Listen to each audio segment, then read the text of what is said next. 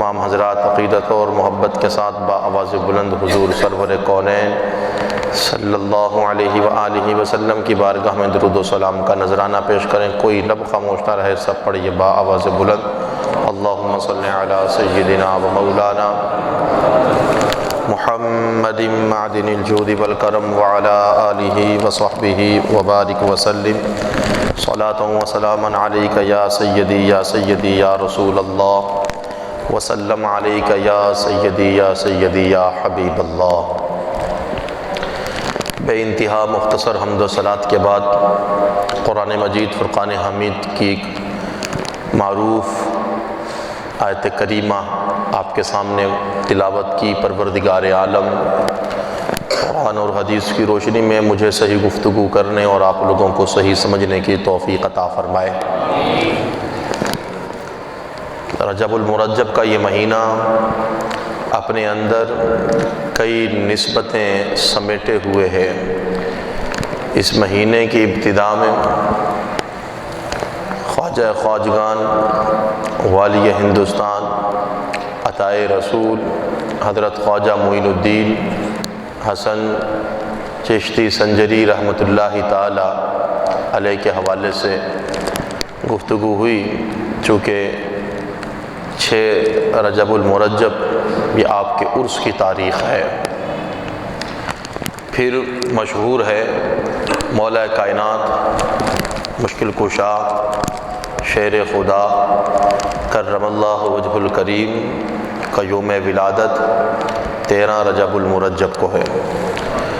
پھر 15 رجب المرجب سرخیل اہل بیت امام الائمہ حضرت سیدنا امام جعفر الصادق رضی اللہ تعالی عنہ کے عرس کی تاریخ ہے۔ 22 رجب المرجب امیر المؤمنین امیر شام کاتب وحی صحابی رسول خال المسلمین حضرت سیدنا امیر معاویہ رضی اللہ تعالی عنہ کے عرس کی تاریخ ہے۔ پھر 27 رجب المرجب امام الانبیاء حضرت احمد مجتبی محمد مصطفیٰ صلی اللہ علیہ وآلہ وسلم کے عظیم معجزہ معراج کی نسبت 27 رجب المرجب کو حاصل ہے۔ آج میں نے قرآن مجید فرقان حمید کی جو آیت کریمہ آپ کے سامنے پڑھی، اس آیت کریمہ کی روشنی میں ہم سرخیل اہل بیت امام الائمہ آل رسول آل علی حضرت سیدنا امام جعفر صادق رضی اللہ تعالی عنہ کے حوالے سے گفتگو کرنا چاہتے ہیں، تاکہ پروردگار عالم اہل بیت اطہار کے ذکر کو ہم سب کے لیے باعث نجات اور باعث برکت بنا دے۔ اس ماہ مبارک میں مشہور و معروف ایک نیاز ہے، ایک فاتحہ جسے کنڈوں کی نیاز کہا جاتا ہے، اور اس کی نسبت امام جعفر صادق رضی اللہ تعالی عنہ کی طرف کی جاتی ہے۔ اہل سنت و جماعت کے ہاں کوئی بھی نیاز اور کوئی بھی فاتحہ جو کسی بزرگ کے لیے ہو یا اپنے قریبی رشتہ دار کے لیے ہو ایصال ثواب کے حوالے سے، تو وہ بالکل جائز ہوتی ہے، بلکہ اس امر کو امر مستحب بھی کہا جاتا ہے کہ کسی نے اگر یہ عمل کیا تو اس نے بہت اچھا کیا، اگر کسی نے نہ کیا تو کوئی گناہ اس پر، آہستہ بولتے ہیں، کوئی گناہ اس پر نہیں ہے۔ لیکن اس عمل کو ناجائز کہنا، غلط کہنا نہ کسی قرآن میں ہے اور نہ کسی حدیث میں، نہ رسول اللہ کا فرمان نہ کسی صحابی کا کوئی فرمان۔ قرآن مجید پڑھنا اور کھانا بنا کر اس پر قرآن پاک پڑھ کر اس کا ثواب کسی بزرگ کی طرف پہنچانا، یہ شرعاً بالکل جائز اور درست عمل ہے۔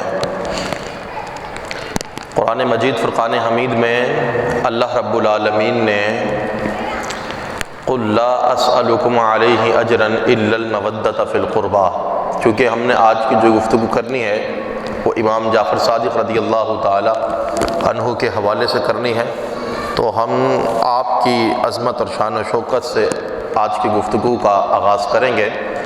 قرآن مجید فرقان حمید میں اللہ رب العالمین فرماتا ہے کہ اے پیغمبر آپ کہہ دیجئے قل لا اسألکم، کہ میں تم سے سوال نہیں کرتا اجرن، کسی اجرت کا، الا المودۃ فی القربى، مگر یہ کہ تم میرے اہل بیت سے محبت کرو۔ قل لا اسألکم علیہ اجرا، میں تم سے اجرت نہیں مانگتا، معاوضہ نہیں مانگتا۔ کس چیز کا؟ کہ میں نے تمہیں ہدایت کے رستے پر چلایا اور گمراہیت کے رستے سے نکالا۔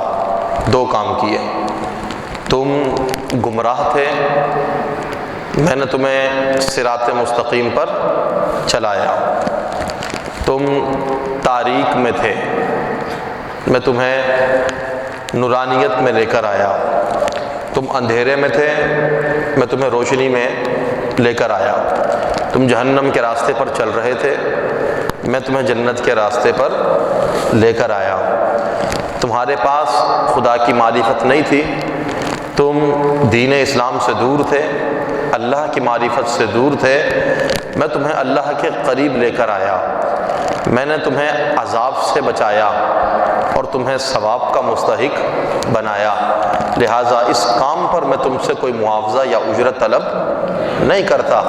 ہاں الا المودۃ فی القربى، اگر تم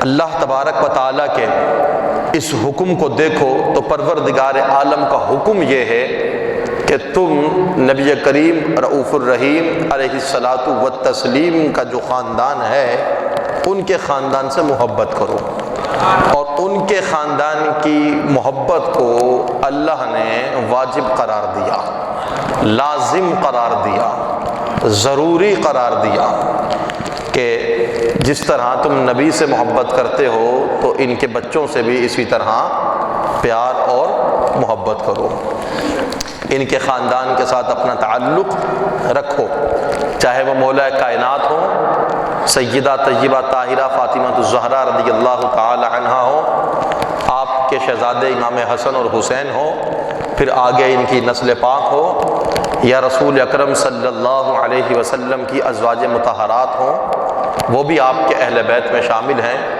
ان سے بھی اسی طرح محبت کی جائے جس طرح آل سے محبت کی جاتی ہے۔ تو قرآن مجید فرقان حمید کے ذریعے اہل بیت اطہار کی محبت کو ہم پر لازم کر دیا گیا، رسول اکرم صلی اللہ علیہ وسلم کی حدیثوں کے ذریعے آپ کے اہل بیت کی محبت کو ہم پر واجب کر دیا گیا کہ نبی کریم رؤوف الرحیم علیہ الصلاۃ والسلام سے اگر تمہیں محبت ہے تو ان کے خاندان اور ان کے اہل سے بھی تمہیں محبت کرنا ہوگی، ان کے گھر والوں سے بھی تمہیں محبت کرنا ہوگی، علی سے بھی محبت کرنی ہوگی، اور علی کے بیٹوں سے بھی پیار اور محبت کرنا ہوگا۔ جس طرح قرآن مجید فرقان حمید اہل بیت اطہار کی محبت کا حکم دیتا ہے، صحابہ اکرام علیہم الرضوان کے ادب و احترام کا حکم بھی ہمیں دیتا ہے، رسول پاک صلی اللہ علیہ وسلم کی حدیثوں سے یہ واضح پیغام ملتا ہے کہ صحابہ اکرام علیہم الرضوان سے بھی ہم محبت کریں اور ان کا ادب و احترام کریں، کیونکہ ہمارا تعلق اہل سنت و جماعت سے ہے۔ ہم جس طرح رسول پاک کی آل سے پیار کرتے ہیں، ہم اسی طرح رسول اللہ کے اصحاب سے بھی پیار اور محبت کرتے ہیں۔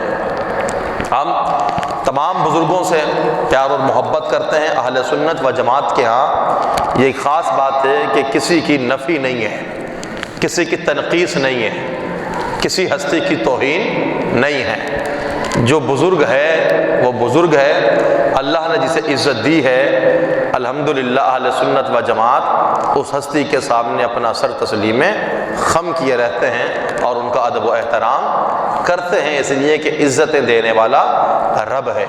اس نے صحابہ کو عزت دی، اس نے اہل بیت کو عزت دی، اس نے اولیاء کو عزت دی۔ جس کو رب تبارک و تعالیٰ نے جن کی شان و شوکت کو بیان کیا تو مسلمانوں پر یہ لازم ہے کہ وہ ہمیشہ ایسی ہستیوں کی شان و شوکت کو بیان کرتے رہیں اور ان حضرات سے محبت کرتے رہیں۔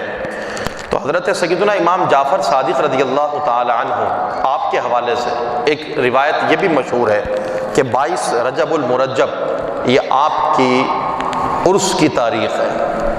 چونکہ آپ کو زہر دیا گیا تھا اس لیے آپ کو شہید کہا جاتا ہے، تو 22 رجب المرجب کے دن کو حضرت امام جعفر صادق کی شہادت کا دن کہا جاتا ہے۔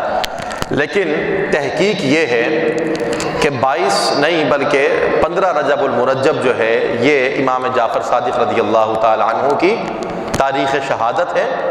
22 یہ غلط مشہور ہوئی ہے اس لیے اسے چھوڑ دیا جائے، اور 22 تاریخ جو ہے وہ کاتب وحی خال المسلمین امیر شام حضرت سیدنا امیر معاویہ رضی اللہ تعالی عنہ کے عرس کی تاریخ ہے۔ 22 تاریخ جان بوجھ کر مشہور کی گئی، بعض حضرات کی جانب سے جو صحابہ کرام علیہم الرضوان پر طنز و تشریح کرتے رہتے ہیں ان لوگوں نے 22 تاریخ کو مشہور کیا، اور 22 ہی تاریخ کو کونڈوں کی نیاز کو بھی مشہور کیا گیا، جس کی نسبت امام جعفر صادق رضی اللہ تعالی عنہ کی طرف کی گئی کہ یہ امام جعفر صادق رضی اللہ تعالی عنہ کی نیاز ہے، جبکہ آپ کی جو تاریخ ہے وہ 15 تاریخ ہے۔ لیکن اہل سنت و جماعت کبھی تاریخ کے چکروں میں نہیں پڑتی۔ ہم تو آج تک سرکار بغداد حضور غوث پاک رضی اللہ تعالی عنہ کی 11ویں آج کی تاریخ میں بھی منعقد کر لیتے ہیں اور کل بھی کر لیتے ہیں، جبکہ آپ کے مہینے کو گزرے ہوئے بھی 2-3 مہینے گزر گئے۔ جب بھی غوث پاک کے نام کی محفل ہوتی ہے تو اسے 11ویں شریف کی محفل کہا جاتا ہے، جب بھی رسول پاک صلی اللہ علیہ وسلم کی ذکر کی محفل ہوتی ہے تو اسے میلاد کہا جاتا ہے، حالانکہ آپ کی میلاد کی تاریخ 12 ہے۔ تو ہم اس تاریخ کے چکر میں نہیں پڑتے۔ جب بھی امام الانبیاء کا ذکر ہوتا ہے وہ 13 تاریخ کو ہو یا 20 تاریخ کو، ربیع الاول کے مہینے میں ہو یا ربیع الثانی کے مہینے میں ہو، اسے محفل میلاد کہا جاتا ہے۔ اور جب بھی غوث پاک رضی اللہ تعالی عنہ کے نام کی محفلیں ہوتی ہیں، چاہے وہ ربیع الثانی میں ہو، چاہے وہ رجب کے مہینے میں ہو، جمادی الاول میں ہو، جمادی الثانی میں ہو، 12 تاریخ کو ہو، 10 کو ہو، 20 کو ہو، 25 کو ہو، اسے 11ویں والے محفل اسے ہم قرار دیتے ہیں۔ تو لہٰذا یہ ضروری اور لازم نہیں ہے کہ امام جعفر صادق رضی اللہ تعالی عنہ کے ایصال ثواب کے لیے 22 تاریخ ہی کا انعقاد کیا جائے، یہ کہا جائے کہ نہیں 22 تاریخ ہی کو ہم کنڈے بنائیں گے، 22 تاریخ کو ہی ہم امام جعفر صادق کی نیاز دلائیں گے۔ تاریخ متعین نہ کی جائے، کوئی بھی عبادت تاریخ کو متعین کر کے نہ کیا جائے۔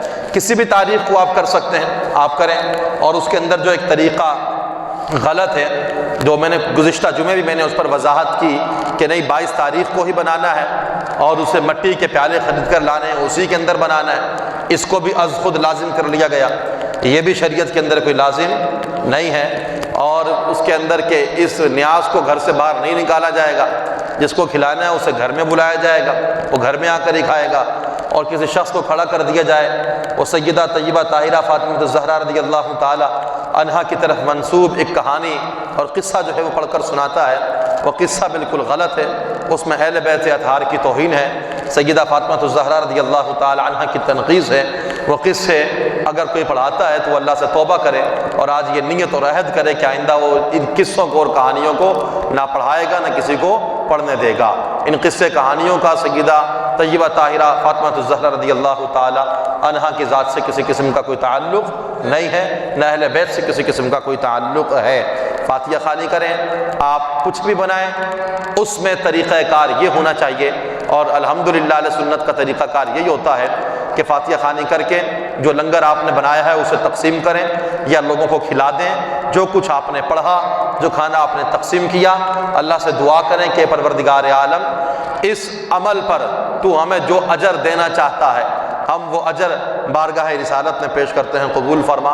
حضور علیہ الصلوۃ والسلام کی بارگاہ میں پیش کریں، تمام صحابہ کرام کی بارگاہ میں پیش کریں، تمام اہل بیت کی بارگاہ میں پیش کریں، تمام بزرگان دین کی بارگاہ میں وہ ثواب آپ پہنچائیں، اور پھر کہیں کہ بالخصوص اس فاتحہ خوانی کا ثواب امام جعفر صادق رضی اللہ تعالی عنہ اور صحابی رسول حضرت سیدنا امیر معاویہ رضی اللہ تعالی عنہ کی خدمت میں ہم اس کو پیش کرتے ہیں، مولا قبول فرما۔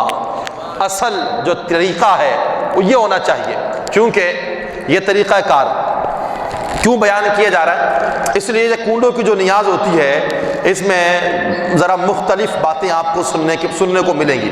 بعض حضرات آپ کو یہ کہیں گے کہ یہ فاتحہ یہ جائز نہیں ہے۔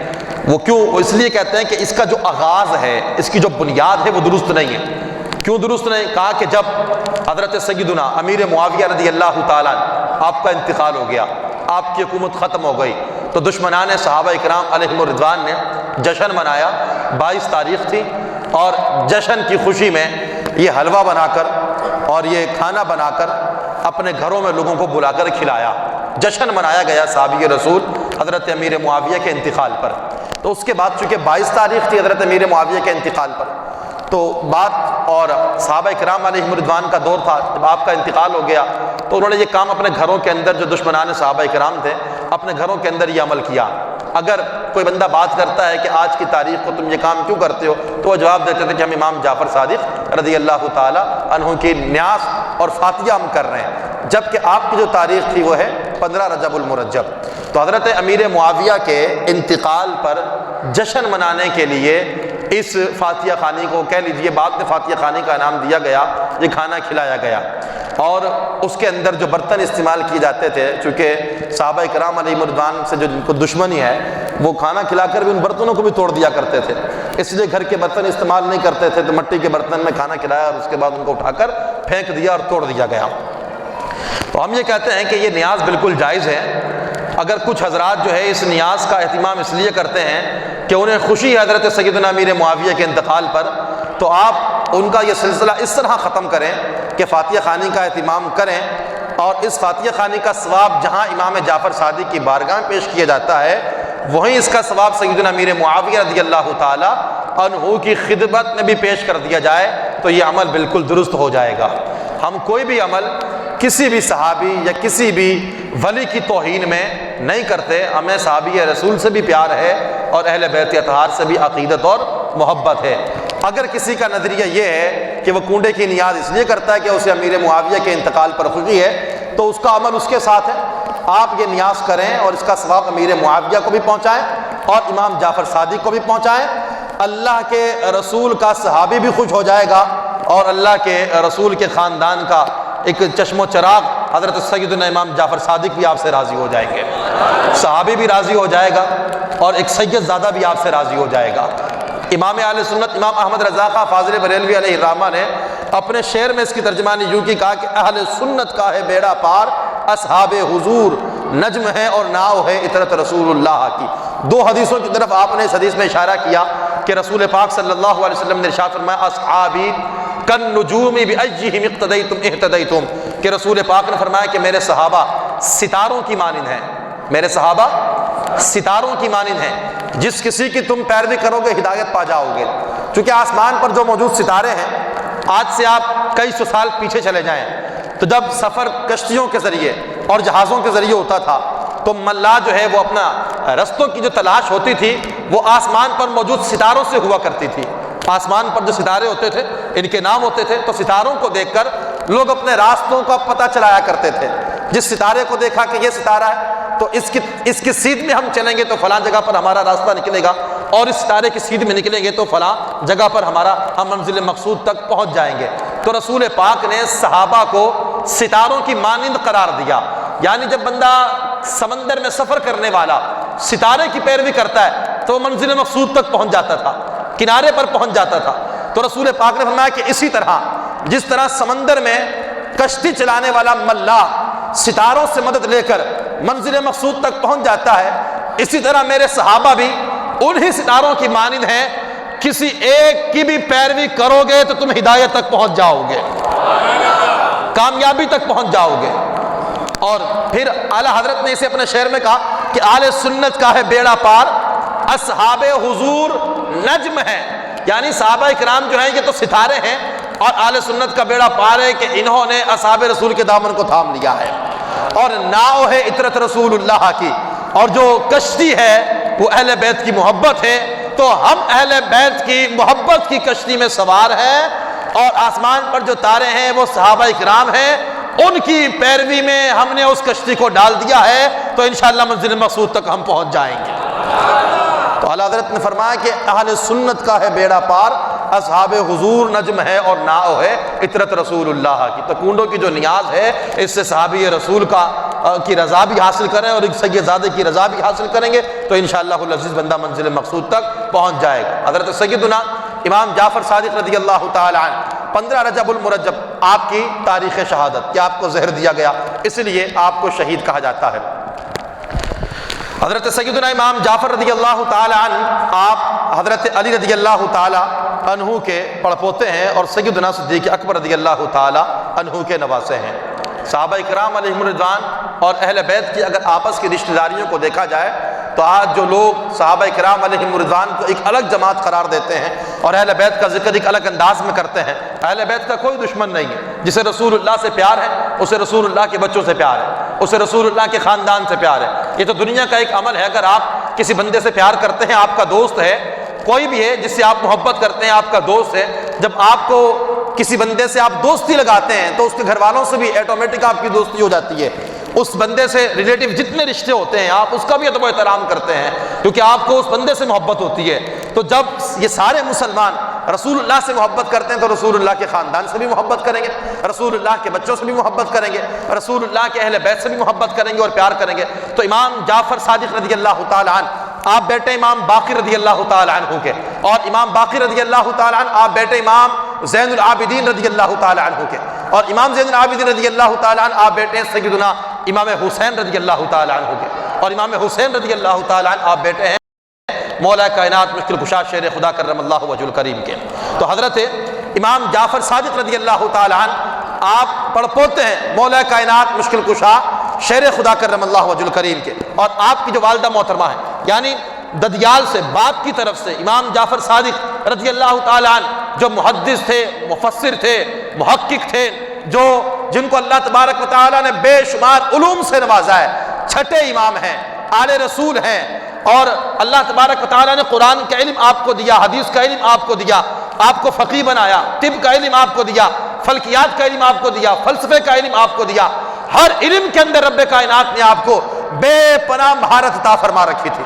اتنی مہارت اللہ تبارک و تعالیٰ نے آپ کو تمام علوم میں عطا فرمائی۔ قرآن پر جب بات کرتے تو لوگ اشک اٹھتے، حدیث پر جب آپ بات کرتے تو انتہا کر دیتے تھے، فلکیات پر جب آپ بات کرتے تو لگتا کہ آپ سے زیادہ علم فلکیات کے بارے میں کسی اور کو حاصل نہیں ہے، اور فقیہ اتنے کہ بڑے بڑے مسائل آپ کے سامنے رکھے جاتے تو آپ اسے ایک منٹ کے اندر حل فرما دیا کرتے تھے۔ امام مالک رضی اللہ تعالیٰ عنہ فرماتے ہیں کہ میں جب بھی امام جعفر صادق رضی اللہ تعالیٰ عنہ کی خدمت میں حاصل ہوا، جو ایک مشہور امام ہیں فقہ کے، 4 مشہور امام جعفر صادق، امام مالک، امام احمد بن حنبل اور امام شافعی، اگر دیکھا جائے تو بنیادی طور پر یہ چاروں کے چاروں اماموں نے سیدنا امام جعفر صادق رضی اللہ تعالی عنہ سے فیض حاصل فرمایا ہے۔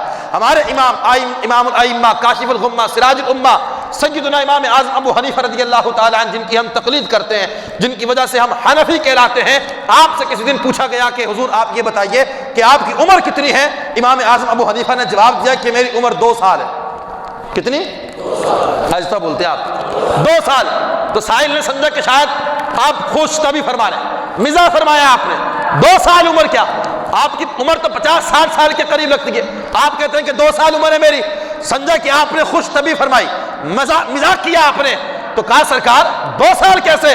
تو کہا کہ چونکہ 2 سال اپنی زندگی کے میں نے امام الائمہ سیدنا امام جعفر صادق رضی اللہ تعالیٰ عنہ کی صحبت اور خدمت میں گزارے ہیں اور ان سے میں نے فیض حاصل کیا ہے، تو میں یہ سمجھتا ہوں کہ میرے زندگی کے جو 2 سال امام جعفر صادق کی صحبت میں گزرے ہیں، میری اصل زندگی تھی ہی صرف وہی 2 سال جو میں نے ان کی صحبت میں گزارے ہیں، وہی زندگی اصل تھی جو ان کی صحبت میں نے گزار دی، جہاں سے مجھے فیض حاصل ہوا، جہاں سے مجھے علم حاصل ہوا، جہاں سے مجھے معرفت حاصل ہوئی، جہاں سے مجھے اللہ تبارک و تعالیٰ نے بے شمار علوم کو میرے سینے کے اندر ڈال دیا، میں نے یہاں سے اکتساب فیض لیا، میں نے ان کی بارگاہ سے فیض حاصل کیا ہے۔ یہ آل رسول ہیں، یہ خانوادہ رسول کے چشم و چراغ ہیں۔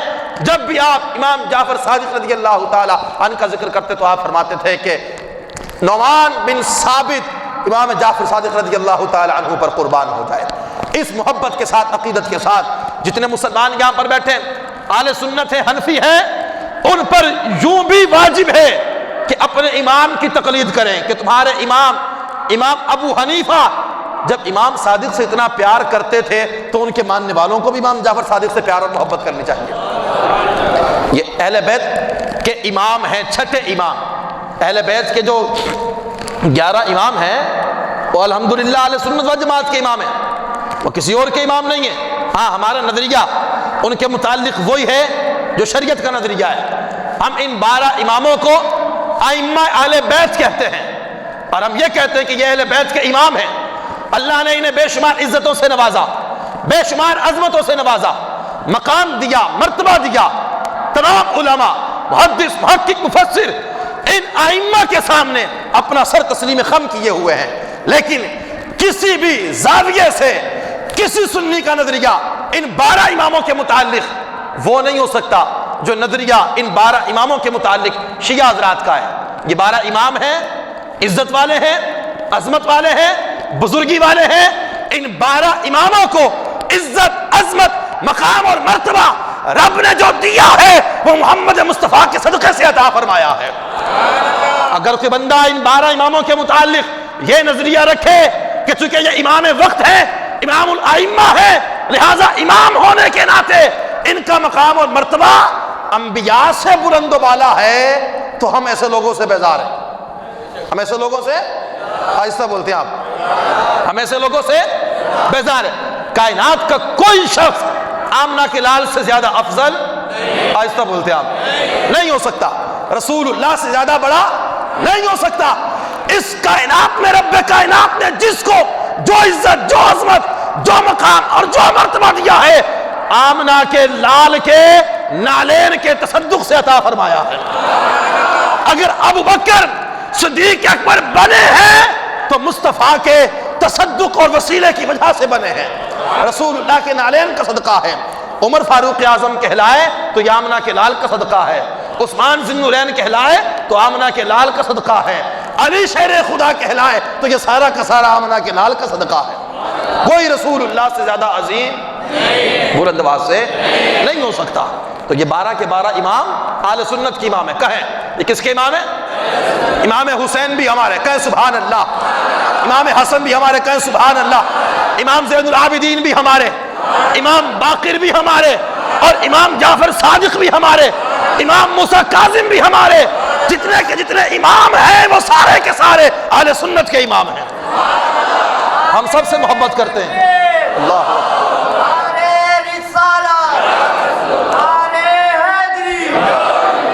تمام اماموں سے محبت کرنا، ہم اس لیے محبت کرتے ہیں کہ یہ آل رسول ہیں۔ امام جعفر صادق مفسر تھے، کہیں سبحان اللہ۔ محدث تھے، کہیں نا سبحان اللہ۔ محقق بھی تھے، فقیہ بھی تھے، بے شمار علوم میں اللہ نے آپ کو مہارت دی، بہت بڑے عالم تھے، بہت بڑے عالم۔ مگر ان سب چیزوں، انعامات کے باوجود ہمیں امام جعفر صادق سے سب سے زیادہ پیار اور محبت اگر ہے تو وہ اس لیے کہ ان کی رگوں میں خون مصطفیٰ ہے۔ ان کی رگوں میں، یہ آل رسول ہیں، یہ رسول اللہ کے بیٹے ہیں، رسول اللہ کے شہزادے۔ ہم سب سے زیادہ ان سے محبت اس لیے کرتے ہیں کہ یہ آل رسول ہیں، ان کی کڑی رسول اللہ کے ساتھ ملی ہوئی ہے، ان کا تعلق رسول اللہ کے ساتھ جڑا ہوا ہے۔ حضرت علی کے پڑپوتے اور سیدنا صدیق اکبر کے نواسے امام جعفر صادق رضی اللہ تعالیٰ عنہ، بلند آواز سے کہیں نا سبحان اللہ۔ نام تو جعفر ہے، صادق یہ آپ کا لقب یا کنیت آپ کی، سب آپ کو صادق کہتے ہیں، شیعہ حضرات بھی آپ کو صادق کہہ رہے ہیں، لیکن حیرانگی اس بات کی ہے کہ جو نواسہ ہے اسے صادق کہہ رہے ہیں اور جو نانا ہے اسے صدیق نہیں کہتے ہیں۔ جو نانا ہے اسے صدیق، آہستہ بولتے ہیں آپ بھائی۔ امام جعفر صادق رضی اللہ تعالیٰ عنہ دادا کی طرف سے ان کا سلسلہ نسب پہنچتا ہے مولا کائنات تک، اور نانا کی طرف سے پہنچتا ہے سیدنا صدیق اکبر تک۔ جب نواسہ شان والا ہے تو نانا بھی شان والا ہے، بلند آواز سے کہیں نا سبحان اللہ۔ اور نواسہ صادق ہے تو نانا صدیق ہے۔ صادق کا معنی ہمیشہ سچ بولنے والا، مطلب یہ کہ جتنے بھی اہل بیت والے سارے سچ بولتے اور 100% سچ بولتے، 100% سچے اہل بیت اطہار۔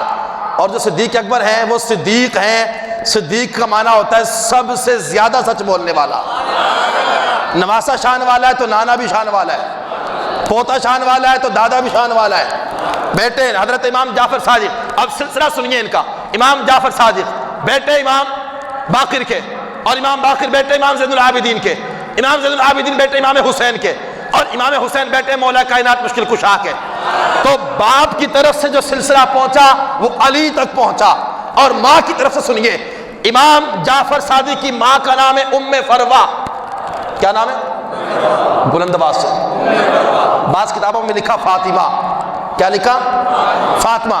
تو مشہور یہ ہے کہ ام فروا حضرت سیدہ امام جعفر صادق رضی اللہ تعالی عنہ کی والدہ کا نام ام فروا رضی اللہ تعالی عنہ، اور ام فروا کے جو والد ہیں ان کا نام ہے حضرت قاسم۔ کیا نام ہے؟ قاسم۔ اور یہ جو حضرت قاسم ہے یہ بیٹے ہیں حضرت محمد کے۔ کس کے؟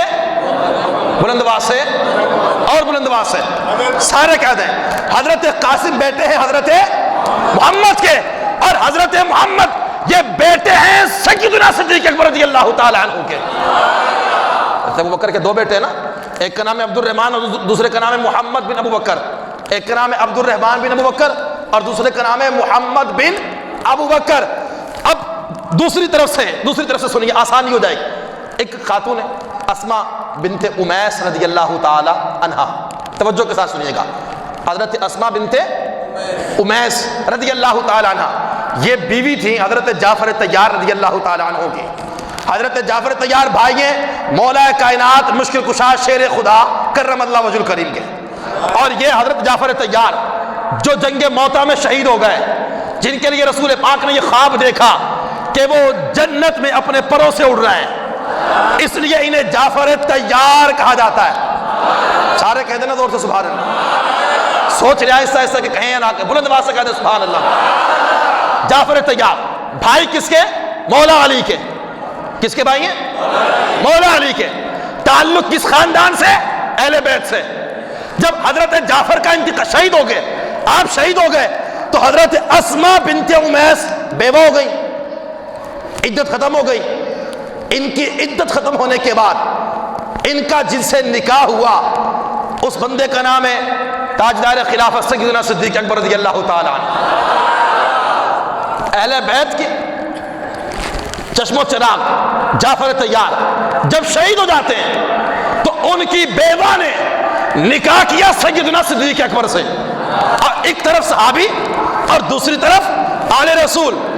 آل رسول کی بیوہ نکاح کرتی ہے حضرت سیدنا صدیق اکبر سے، تو محبتیں تھی تو یہ نکاح ہو رہے ہیں نا آپس میں، محبتیں تھی تو نکاح ہوئے آپس میں۔ اچھا پھر اسی حضرت اسماء بنت امیس سے ایک بیٹا پیدا ہوا سیدنا صدیق اکبر کا، جس کا نام ہے محمد بن ابو بکر۔ آہستہ کہتے ہیں آپ سبحان اللہ، اور بلند آواز سے کہیں نا سبحان اللہ۔ تو محمد بن ابو بکر ابھی چھوٹے تھے کہ سیدنا صدیق اکبر کا انتقال ہو گیا۔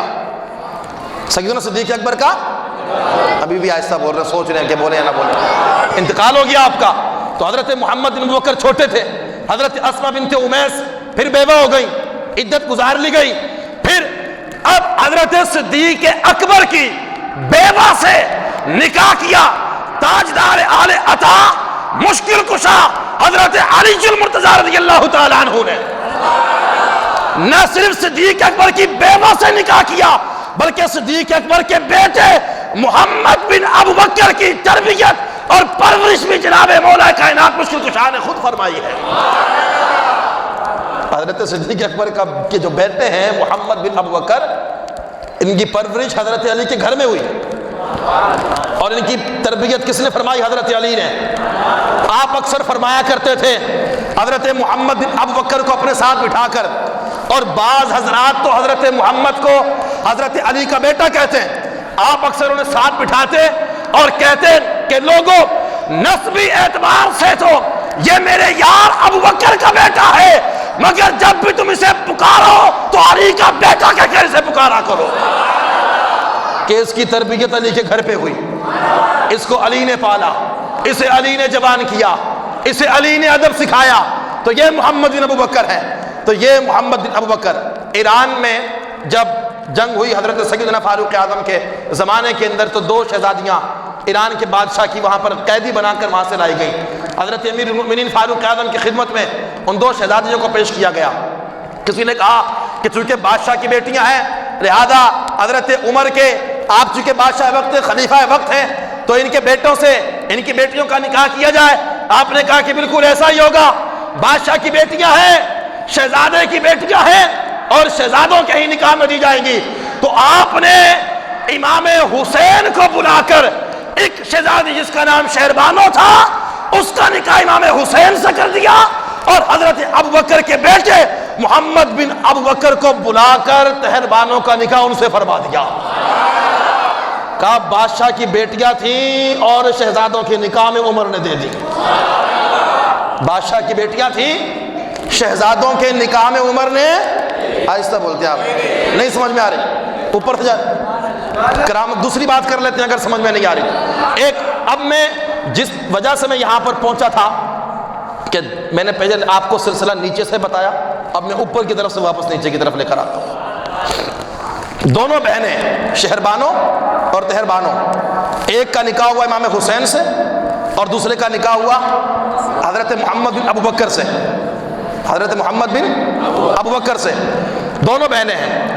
اب امام جعفر صادق رضی اللہ تعالیٰ عنہ، آپ دادا حضرت علی اور نانا سیدنا صدیق اکبر رضی اللہ تعالیٰ عنہ.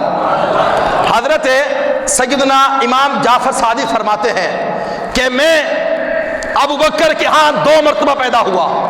کون کہتے ہیں؟ حضرت سیدنا صدیق اکبر. اچھا، شیعہ حضرات کی جو فقہ ہے نا، فقہ جعفریہ، کیا نام ہے؟ ہماری جو فقہ ہے فقہ حنفیہ.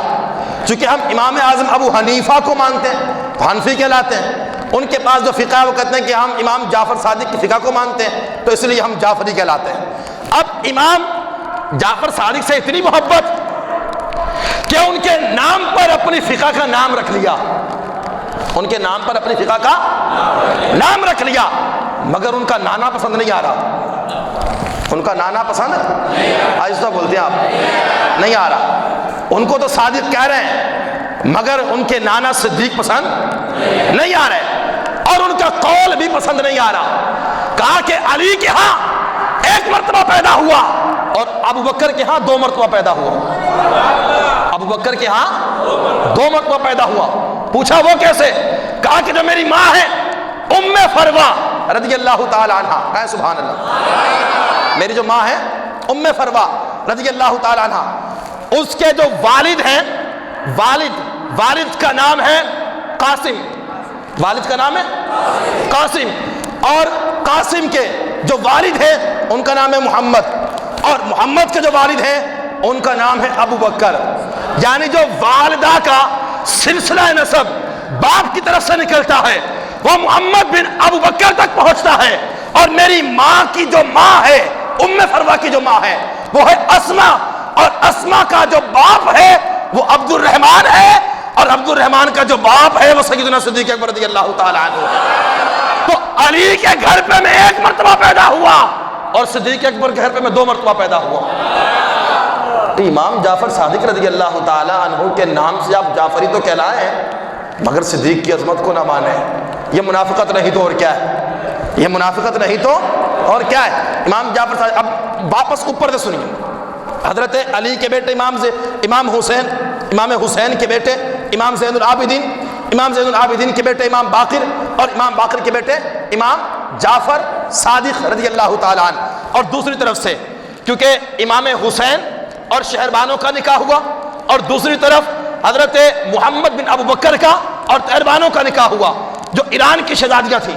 جب امام حسین اور شہربانوں کا نکاح ہوا تو اللہ نے بیٹا دیا امام زین العابدین، اور محمد بن ابو بکر اور طہربانوں کا نکاح ہوا تو اللہ نے بیٹا دیا حضرت قاسم رضی اللہ تعالی عنہ، اور امام زین العابدین کو اللہ نے بیٹا دیا امام محمد باقر، اور یہاں حضرت قاسم کو اللہ نے بیٹی دی حضرت ام فروہ. جب ان دونوں کا نکاح ہوا تو پروردگار عالم نے امام جعفر صادق جیسے ایک بیٹے کو ان دونوں کے نکاح کی صورت میں پیدا فرما دیا. آپ آپ کو محدث بھی بنایا، مفسر بھی بنایا، محقق بھی بنایا، بے شمار علوم اللہ نے آپ کو عطا فرمائے۔ بات کر رہا ہوں کہ امام مالک فرماتے ہیں میں جب بھی حضرت امام جعفر صادق کی خدمت میں پہنچا تو میں نے آپ کو 3 حالتوں سے بھی کبھی خالی نہیں پایا۔ میں جب بھی گیا ہوں یا تو آپ حالت روزہ سے ہوتے تھے، آپ کی عبادت، ریاضت، مجاہدے بے شمار مشہور ہیں، ہمیشہ یا تو تلاوت قرآن ہو رہی ہے، یا نماز میں کھڑے ہیں، یا کوئی نہ کوئی تقویٰ ہوتا، ہمیشہ رب کی عبادت میں رہتے تھے، نہ کبھی حکمرانوں سے غرض، نہ کبھی کوئی اور معاملہ۔ خلیفہ منصور نے اپنے وزیر سے کہا کہ جاؤ اور جعفر صادق کو بلا کر لاؤ، اور جب وہ یہاں پر آئے تو میں اپنی مسند پر ہوں گا، جیسے ہی میں اپنے سر سے ٹوپی اتاروں تو اس ٹوپی کے اتارنے کا اشارہ یہ ہوگا کہ امام جعفر صادق کو قتل کر دیا جائے۔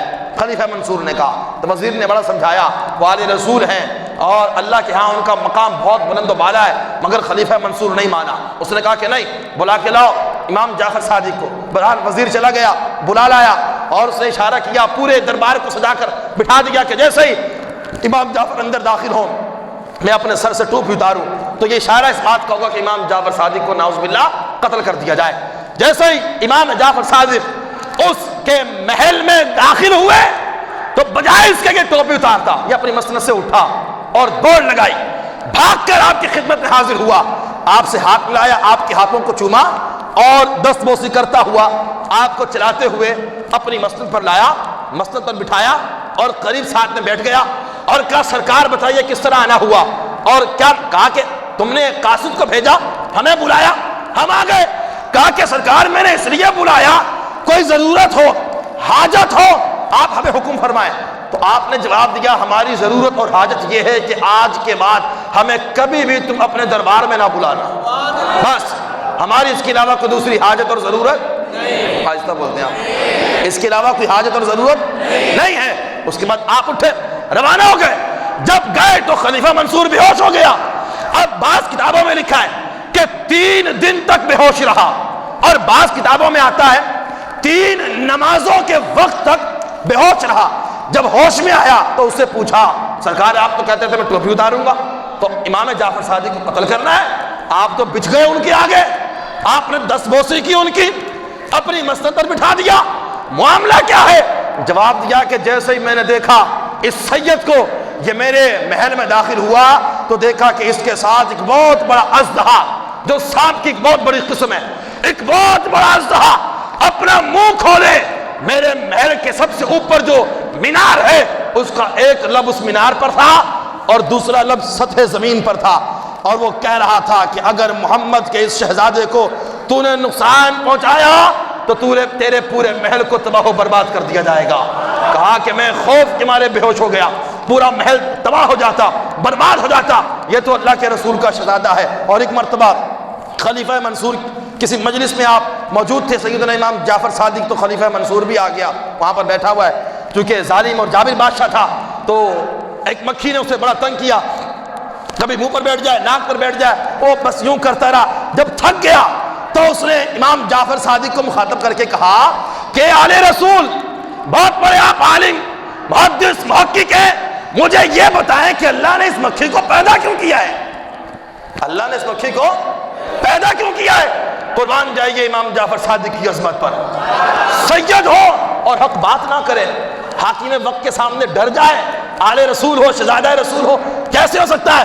تو آپ نے کہا کہ رب کائنات نے تجھ جیسے جابر اور ظالم حاکم وقت کو ذلیل کرنے کے لیے اپنی مکھی جیسی مخلوق کو پیدا فرمایا ہے، کہ تیرے جیسا بندہ جو اپنے آپ کو وقت کا بادشاہ سمجھتا ہے، رب کی مخلوق کو مخلوق نہیں سمجھتا، غرور کرتا ہے، تکبر کرتا ہے، اللہ کے بندوں کو اپنے پاؤں کی خاک سمجھتا ہے، تو اللہ نے تجھ جیسے بندوں کو ذلیل کرنے کے لیے ایک چھوٹی سی مخلوق کو پیدا فرمایا ہے۔ امام جعفر صادق آپ کے پاس ایک بندہ آ گیا، آ کر کہنے لگا کہ بہت بڑے عالم ہیں آپ ذرا یہ بتائیں کہ اللہ کو ایک مانتے ہو، اس کی اللہ کو مانتے ہیں آپ، تو اللہ کے وجود کی دلیل آپ کے پاس کیا ہے کہ اللہ ہے، خالق ہے، مالک ہے، دلیل کیا ہے آپ کے پاس؟ ایک انڈا رکھا ہوا تھا سامنے، آپ نے وہ انڈا اٹھایا، آپ نے فرمایا کہ مجھے اس انڈے نے بتایا کہ اللہ ہے۔ کس نے بتایا؟ انڈے نے۔ جب میں نے اس انڈے پر غور کیا تو مجھے اس انڈے کی حالت سے اور اس کی شکل و صورت کو دیکھ کر اندازہ ہوا کہ کوئی رب ہے جس نے اس انڈے کو بنایا ہے، جس نے اس انڈے کو بنایا ہے۔ وہ شخص ہنسا، کہا کہ اس انڈے کو دیکھ کر رب کی قدرت کا علم کیسے ہو سکتا ہے؟ تو آپ نے کہا کہ یہ انڈا ہے، سفید ہے، کہا کہ ہاں۔